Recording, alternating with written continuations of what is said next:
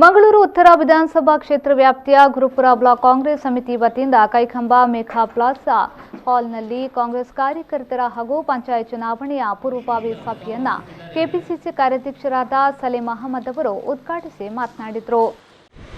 ಇವತ್ತು ಕಾಂಗ್ರೆಸ್ ಪಕ್ಷ ಇತಿಹಾಸದ ಪಕ್ಷ,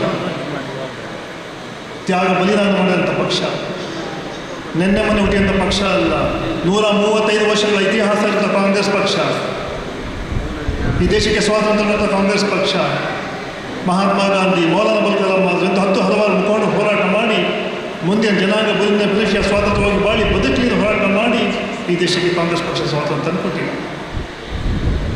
ಇವತ್ತು ದೇಶಕ್ಕೆ ಶ್ರೀಮತಿ ಇಂದಿರಾ ಗಾಂಧಿ, ರಾಜೀವ್ ಗಾಂಧಿಯವರು ಈ ದೇಶದ ಐಕ್ಯತೆಗೆ ಪ್ರಾಣವನ್ನು ಕೊಟ್ಟಿದ್ದಾರೆ. ಒಂದು ಯುವಕ ನಿಂತಹ ಆ ಮಿಥುನ್ ರೈಗೆ ಸೋಲಾಗಿತ್ತು, ಅದಕ್ಕೆ ನಾವು ಉತ್ತರ ಕೊಡುವಂಥ ದಿವಸ ಇವತ್ತು ಪಂಚಾಯತ್ ಚುನಾವಣೆಯ ಮೂಲಕ ಬಂದಿದೆ. ನಮ್ಮಲ್ಲಿ ಅನೇಕ ಅಸ್ತ್ರಗಳಿದ್ದಾವೆ. ಹಿಂದೆ 5 ವರ್ಷ ನಾವು ಆಡಳಿತ ಮಾಡಿದಂತಹ ಸಂದರ್ಭದಲ್ಲಿ, 15 ವರ್ಷ ಇಲ್ಲಿ BJPಯ ಸಂಸತ್ ಸದಸ್ಯ ಆಡಳಿತ ಮಾಡಿದಂತಹ ಸಂದರ್ಭದಲ್ಲಿ ಮತ್ತು ನಮ್ಮ ಶಾಸಕರು ಆಡಳಿತ ಮಾಡಿದಂತಹ ಸಂದರ್ಭದಲ್ಲಿ ಆಗಿರುವಂತಹ ಆ ತಾರತಮ್ಯಗಳು, ಬಹುಶಃ ಆಗದಿರದಂತಹ ಅಭಿವೃದ್ಧಿ ಕಾರ್ಯಕ್ರಮಗಳು ತಾವು ಕಾರ್ಯಕರ್ತರಾಗಿ ಇವತ್ತು ಮನೆ ಮನೆಗೆ ಮುಟ್ಟಿಸುವಂಥ ಕೆಲಸ ಮಾಡಬೇಕಾಗ್ತದೆ.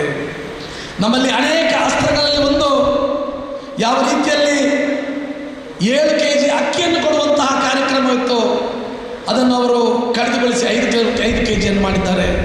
ಇವತ್ತು ಯಾರು ಬಡವರಿಗೆ ಗ್ಯಾಸ್ ವಿತರಣೆ ಮಾಡಲಿಕ್ಕಿತ್ತು, ಆ ಗ್ಯಾಸಿನ ಸಬ್ಸಿಡಿಯನ್ನು ಬಡವರಿಗೆ ರದ್ದುಪಡಿಸುವಂತಹ ಕೆಲಸ ಆಗಿದೆ.